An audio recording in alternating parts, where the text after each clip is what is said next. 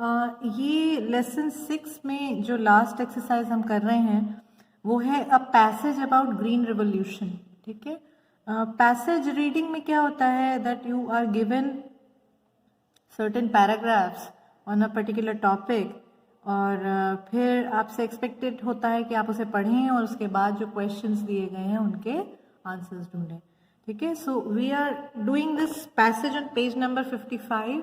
आप आपकी बुक में खोल लीजिए and then you can understand and write also. जहाँ जहाँ आपको अर्थ नहीं समझ आता है आप लिख सकते हैं। So let us begin. Green revolution, green तो आप सब जानते हैं हरा, और रिवॉल्यूशन का मतलब होता है क्रांति। ठीक है, अगर हम इसमें से आर हटा दें तो अब शब्द क्या बचा? इवोल्यूशन। तो ये दोनों शब्द समझ जाइए, आपको अच्छे से समझ में आएगा। इवोल्यूशन क्या होता है? किसी भी क्रमिक विकास को कहते हैं, मतलब धीरे धीरे हो रहा है, समय के गुजरते जाने की वजह से कोई जो बदलाव आता है उसको इवोल्यूशन कहते हैं। ठीक, जैसे डार्विन की थ्योरी है, या फिर आप साइंस में पढ़ते होंगे, या अदरवाइज भी मनुष्य कैसे बना, या हमारे पूर्वज जो थे वो वानर थे, जो कुछ भी है। So the humans have evolved, मतलब धीरे धीरे जो बदलाव आता है उसको इवोल्यूशन कहते हैं, क्रमिक विकास। और अगर उसमें आर जुड़ जाता है तो ये शब्द क्या हो गया? रिवोल्यूशन। रिवोल्यूशन मीन्स क्रांति, जो विकास क्रमिक नहीं है, जो बहुत तेजी से हुआ, अचानक हुआ, जिसकी किसी ने अपेक्षा नहीं करी थी और उसका प्रभाव भी बहुत समय तक रहा, उसको क्या कहते हैं? रिवोल्यूशन। ओके, दैट्स कॉल्ड क्रांति। अब जैसे 1857 की क्रांति आपने सुना जरूर होगा, बहुत डिटेल में पढ़ा है नहीं पढ़ा है आई डोंट नो, बट वो क्या था? अचानक, किसी ने अपेक्षा नहीं करी थी। सो ये जो पैसेज है वो किस चीज के बारे में है? एक ऐसी क्रांति जो हरे रंग की थी, है ना? इंटरेस्टिंग है काफी सुनने में, हरी क्रांति, और इसको हिंदी में और सही कहते हैं हरित क्रांति। राइट, तो हरित क्रांति। हरी चीजें तो वैसे तो दुनिया में बहुत सारी हैं, लेकिन यहाँ पे जो इसका अर्थ है वो है जो उपज होती है, खेती बाड़ी होती है, जो पेड़ पौधे होते हैं, उससे संबंधित है। ठीक है, सो शुरू करते हैं हम लोग। Doctor M.S. Swaminathan is known as the father of the green revolution in India. Okay, इसको थोड़ा सा ना मैं आपको बैकग्राउंड दे देती हूँ तो आप अच्छे से समझ पाएंगे। देखिए, जब तक तो हम लोग ब्रिटिशर्स के अंडर थे, यानी अंग्रेजों के अधीन थे, तब तक हमारे देश में क्या उपज हो रही है, लोगों को खाना मिल रहा है कि नहीं, इन सब चीजों पे भारतीयों का नियंत्रण तो था ही नहीं। ठीक, कौन नियंत्रित करता था? अंग्रेज करते थे। तो जब अंग्रेज यहाँ से गए, व्हेन इंडिया गॉट इंडिपेंडेंस, तब ये प्रश्न आया कि अब तो आपके ऊपर किसी का नियंत्रण नहीं है, तो आपके जो देशवासी हैं उन तक खाना पहुंचाना अब किसकी जिम्मेदारी हो गई? आपकी स्वयं की हो गई। और उस टाइम पे बिकॉज ज्यादा रिसोर्सेज तो सारे ब्रिटिशर्स ले गए थे। ओके, वो एक अलग लेसन हो जाएगा हिस्ट्री में, उसको हम छोड़ देते हैं। कहने का मतलब ये कि जब हम लोग स्वतंत्र हुए तो भारत भोजन के मामले में आत्मनिर्भर नहीं था।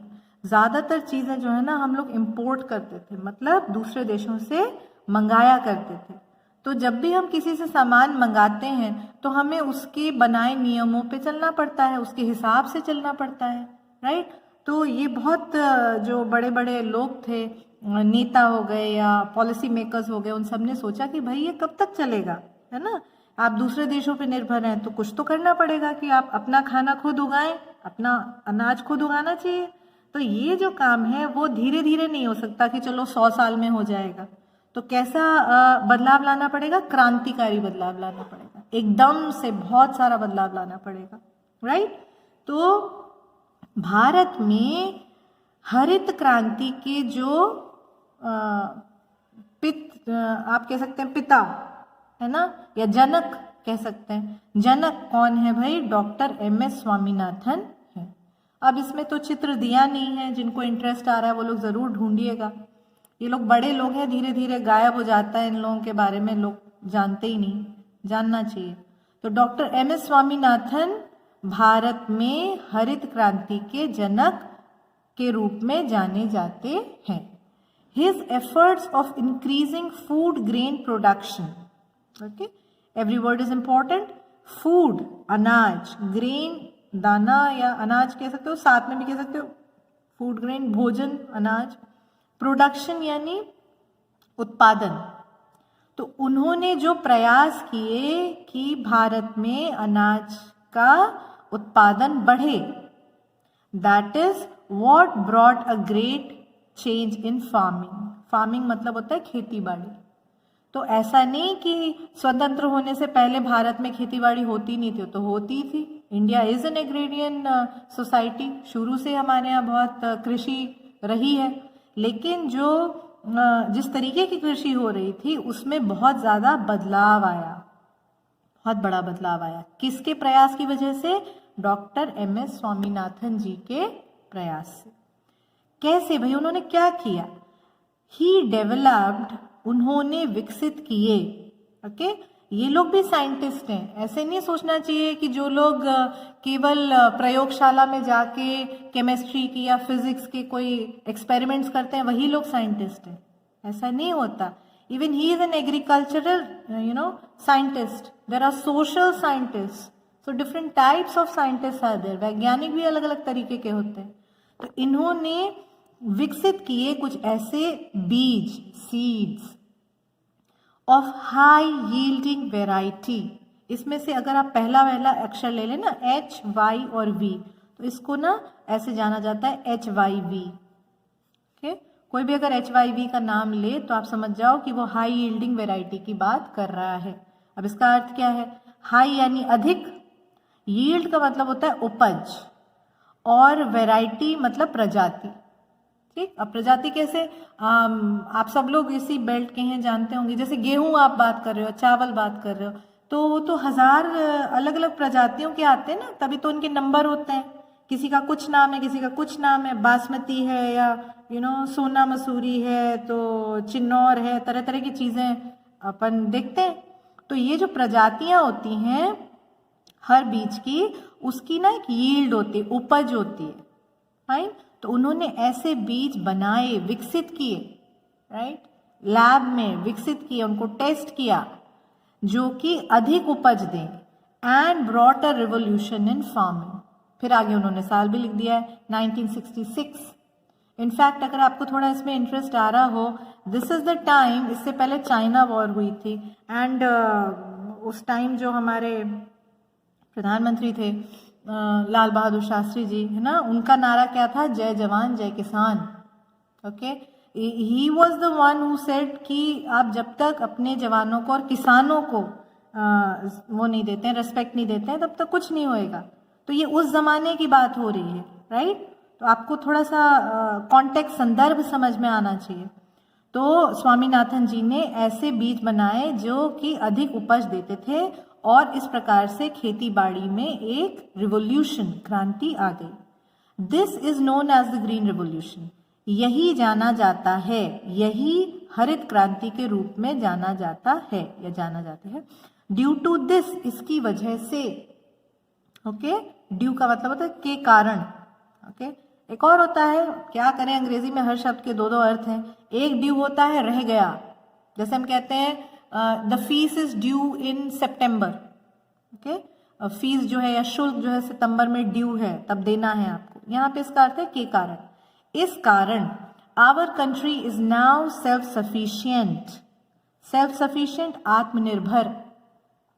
हमारा देश अब यानी जब हम आज की बात कर रहे हैं, 2021 की बात कर रहे हैं, आज हम लोग आत्मनिर्भर हैं। यदि किस चीज में? इन फूड ग्रेन प्रोडक्शन, अनाज के उत्पादन में, specially cereals. Okay, specially cereals क्या है? जैसे वीट, गेहूं, राइस, इज चावल, मेज, मक्का, right. I hope I am right. Anyhow, so वो कह रहे हैं कि ये जो आप आज आत्मनिर्भर हैं, उसकी शुरुआत कब हुई थी भाई? 1960 में शुरुआत हुई थी। 66 की बात हो रही है। सिमिलरली, इसी प्रकार, तो पहला पैराग्राफ किसके बारे में हो गया? हरित क्रांति के बारे में हो गया। अब दूसरी क्रांति आ रही है, देखो भाई। सिमिलरली, व्हाइट रेवोल्यूशन, श्वेत क्रांति, अब इनको लाने वाले व्यक्ति का नाम अलग है ना, क्या नाम है? डॉक्टर वर्गीस कुरियन। ये साउथ के थे और इनकी बहुत ही मजेदार कहानी है कि ये जो है आईएएस वगैरह होते हैं ना, ऐसे इनका एक इंटरव्यू चल रहा था और इनसे कहा गया कि भाई आपकी पोस्टिंग जो है हम करेंगे इधर गुजरात में। तो he was not very interested, बहुत प्रसन्न नहीं थे वो, लेकिन ठीक है देखते हैं करके वो चले गए गुजरात में। और इस जगह का नाम आपको मालूम होना चाहिए, वो है आनंद, ओके, गुजरात में, जहां से एक ब्रांड की शुरुआत होती है जिसे हर कोई जानता है, दुनिया भर में जानता है, वो है अमूल, है ना, अमूल। तो ये जो व्यक्ति थे वर्गीस कुरियन, ये क्या लेके आए? श्वेत क्रांति लेके आए। ब्रॉट अ स्टीप यानी तीव्र, ग्रोथ, बढ़त in the production of milk and other milk products. तो अमूल दूध वाला ही तो ब्रांड है ना। तो इस श्वेत क्रांति, अब देखो दूध का जो रंग होता है सफेद होता है, इसलिए हम इसको व्हाइट रिवोल्यूशन कह रहे हैं, है ना। पेड़ पौधे खेती बाड़ी का रंग जो था वो हरा था, इसलिए हमने इसको ग्रीन रिवोल्यूशन कहा था। It's not that difficult, okay. So mister Verghese Kurien के एफर्ट से क्या हुआ? दूध और दूध के उत्पादों के उत्पादन में तीव्र वृद्धि हुई। It is also known as operation flood. Flood क्या होती है? बाढ़, ओके। जब कोई चीज की अति हो जा रही है, पानी की अति हो रही है, तभी तो आप उसको बाढ़ कह रहे हो। और इनके प्रयासों से दूध का जो उत्पादन था वो इतना हो गया था कि न केवल भारत में लोग उसका इस्तेमाल कर रहे थे, दूसरे देशों में भी भारत से दूध और दूध के बने हुए उत्पाद जाने लगे। तो ये जो बहुत सारे दूध का उत्पादन हुआ ना, उसको उन्होंने क्या कहा? Operation flood, right. The scarcity of edible oil was greatly felt. Okay, scarcity यानी कमी। edible खाने लायक या खाद्य, ऑयल तेल, तो तेल तो कई प्रकार के होते हैं, कोई आप शरीर पर लगाते हैं, किसी से आप दरवाजे के कब्जे ठीक करते हैं, और किसी तेल को हम खाने में इस्तेमाल करते हैं। तो जो खाद्य तेल होता है उसकी बहुत ज्यादा कमी महसूस की गई। To meet out the demands of oil, है ना। अब ये अलग अलग क्रांतियों के बारे में बता रहे हैं आपको कि इसकी जो मांग थी, ओके, तेल की मांग को मीट करने के लिए, ओके, क्या किया गया? Yellow revolution. अब इसको क्या कहेंगे? पीत क्रांति। अभी तक कितनी क्रांतियां हो गई? हरित क्रांति, ग्रीन रिवोल्यूशन, श्वेत क्रांति, white revolution, and now we are talking about पीत क्रांति या yellow revolution was carried all over the country. पूरे देश में एक क्रांति लाई गई जिसका नाम रखा गया पीत क्रांति। अभी क्लास होती तो मैं पूछती कि भाई बताओ इसको पीत क्यों कह रहे हैं, तो आई एम श्योर आप में से कोई एक जना जरूर जवाब दे देता कि जिन चीजों से तेल बनाया जाता है ज्यादातर पीले रंग के होते हैं, या इवन जब तेल बन जाता है तो उसका रंग पीला या पीले का एक शेड होता है। हम जैसे आप सरसों का तेल है ना, या मूंगफली का है, कोई भी तेल है, तो उसको आप देखोगे तो कलर में थोड़ा येलोइश ज्यादा होता है। As it is not possible to supply food for the vast population through cultivation only, यहाँ कॉमा लगना चाहिए क्योंकि ये तो वाक्य भी चल रहा है और W छोटा होना चाहिए। क्योंकि संभव नहीं है, क्या संभव नहीं है? कि हम वास्ट पॉपुलेशन, बहुत ज्यादा जनसंख्या को, है ना, भोजन की पूर्ति कर सकें। भारत की तो जनसंख्या बढ़ती चली जा रही थी और भोजन की पूर्ति हो नहीं पा रही थी। किसके जरिए? Through cultivation only. कल्टीवेशन मतलब खेती बाड़ी, केवल पेड़ पौधे और अनाज, इन्हीं चीजों से हम लोगों को खाना दे देंगे, ऐसा तो संभव नहीं हो पा रहा था। तो क्या हुआ भाई? We started a blue revolution, चौथा रंग आ गया, नीली क्रांति, है ना। नीली क्रांति शुरुआत की गई to meet out the demands of nourishing foods. Nourishing यानी पौष्टिक, ओके, पौष्टिक भोजन जो चाहिए होता है किनको? नॉन वेज कंज्यूमर्स, यानी मांसाहारी उपभोक्ता जो होते हैं। ठीक, लोग दो प्रकार से भोजन करते हैं, या तो शाकाहारी होते हैं, शाक यानी कि सब्जियां और अनाज वगैरह ये सब खाते हैं। लेकिन जो नॉनवेज होते हैं वो लोग तो और बहुत सारी चीजें खाते हैं, उनमें से कुछ चीज क्या होती है, इसको बोलते हैं सी फूड। ओके, नॉनवेज जो होते हैं वो, जैसे आप कोई व्यक्ति मछली खाता है ना, जो कि सी से आ रही है, समुद्र से आ रही है, वैसे नदी से भी आ सकती है, लेकिन उसको कैटेगरी क्या बोलते हैं, सी फूड। तो चाहे वो नदी से आए चाहे समुद्र से आए, उसका रंग कैसा है भाई, पानी तो नीला है ना, तो नीले जो जगह है, पानी के जितने स्रोत हैं, वहां से हम लोग भोजन की प्राप्ति कर रहे हैं, और वो कैसा है, नरिशिंग है, बहुत ही पौष्टिक है। तो ये वाला जब काम किया गया, और किन के लिए किया गया, नॉनवेज है ना, मांसाहारी लोगों के लिए किया गया, तो उस क्रांति को क्या नाम दिया, ब्लू रेवोल्यूशन, क्योंकि पानी का रंग भी नीला होता है। ठीक है, तो हमने 4 तरीके की क्रांति के बारे में पढ़ लिया। अब लास्ट में पैसेज खत्म हो रहा है, क्या कह रहा है, now India is one of the biggest agricultural producers. अब भारत ओके सबसे बड़े एग्रीकल्चरल यानी कृषि ओके सबसे बड़े कृषि उत्पादकों, प्रोड्यूसर्स उत्पादक, ओके कृषि उत्पादकों में से एक है।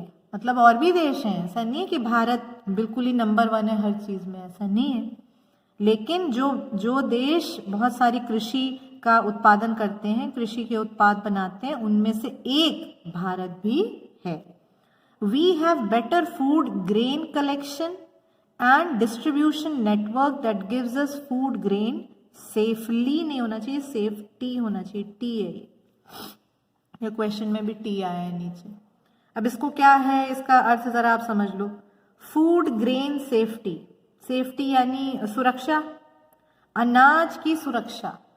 अब इसका क्या अर्थ हुआ, अब देखो सुरक्षा जो होती है वो हमको या तो शारीरिक सुरक्षा चाहिए व्यक्ति को, या मानसिक सुरक्षा चाहिए, या अगर आप पूरी जनसंख्या की बात कर रहे हैं तो वो लोग भूखे ना मरे, भूखमरी ना हो, तो हमको सरकार को क्या करना होता है, फूड ग्रेन सेफ्टी रखनी होती है।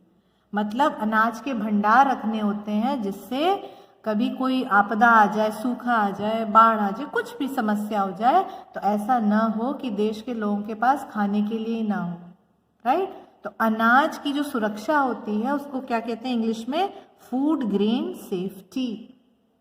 तो अब वो बता रहा है कि 2 चीजों की वजह से अब, है ना, अब क्यों कह रहा है, क्योंकि इसकी तुलना में अगर आप पहले देखें जब शुरू हुआ था तो भारत आत्मनिर्भर नहीं था ना, अब है।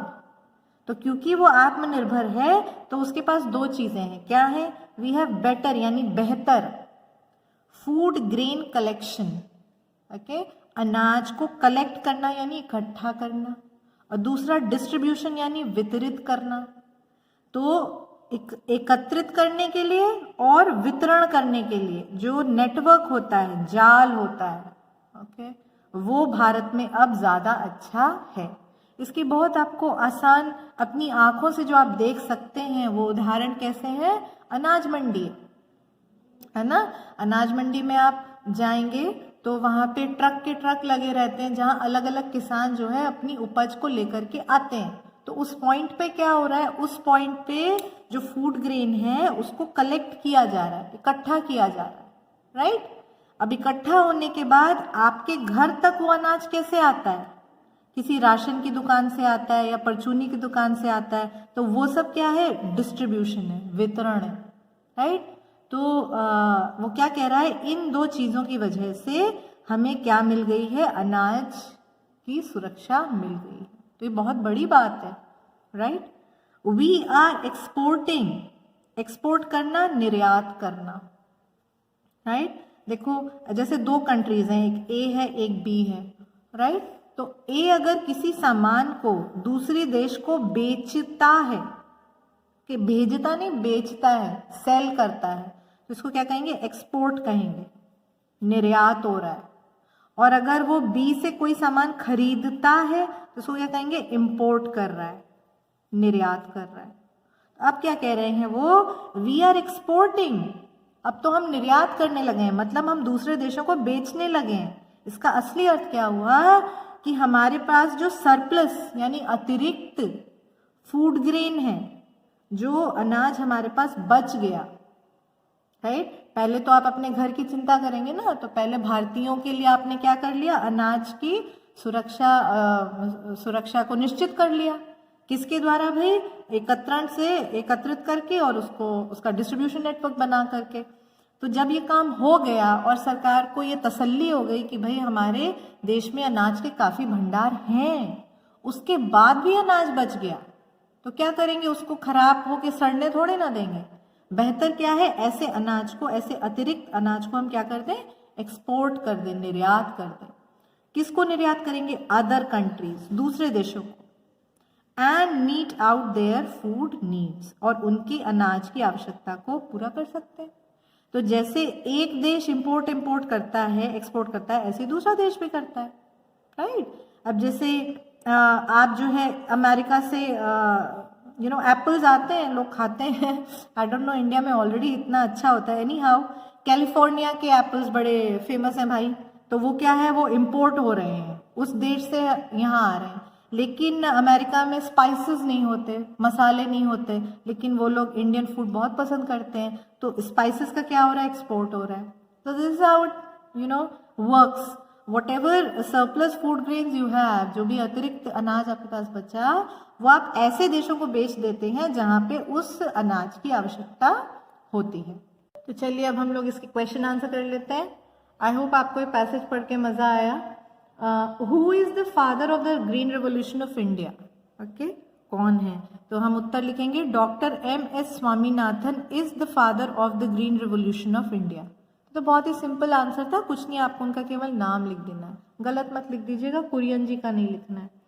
How did doctor Swaminathan bring the green revolution, Swaminathan ने हरित क्रांति किस प्रकार लाए वो? तो हम लिखेंगे doctor Swaminathan brought the green revolution by, ये तो प्रश्न से ही आ गया, developing seeds of high yielding varieties, पूरा लिखना है।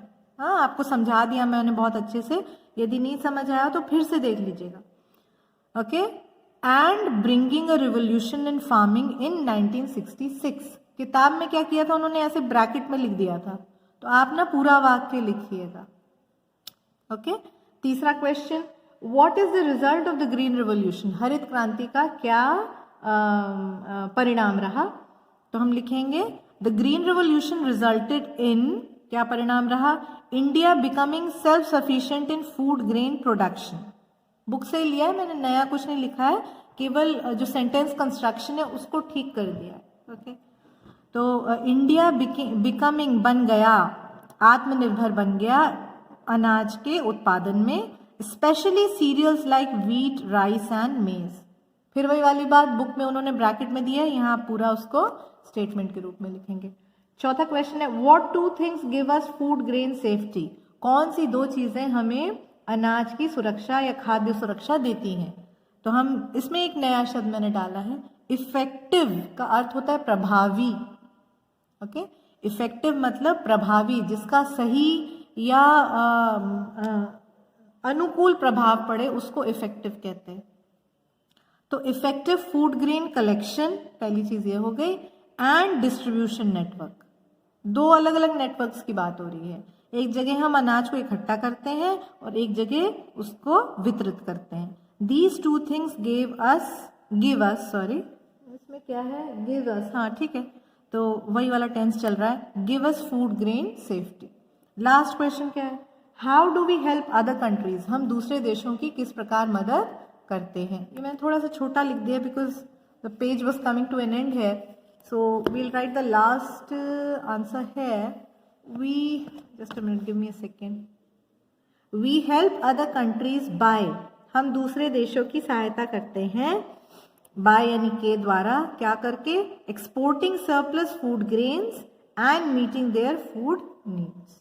अभी हमने जब पैसेज खत्म किया था तो आपको समझाया था मैंने कि हम उन देशों को निर्यात कर देते हैं और उनके भोजन की आवश्यकता को पूरा कर देते हैं।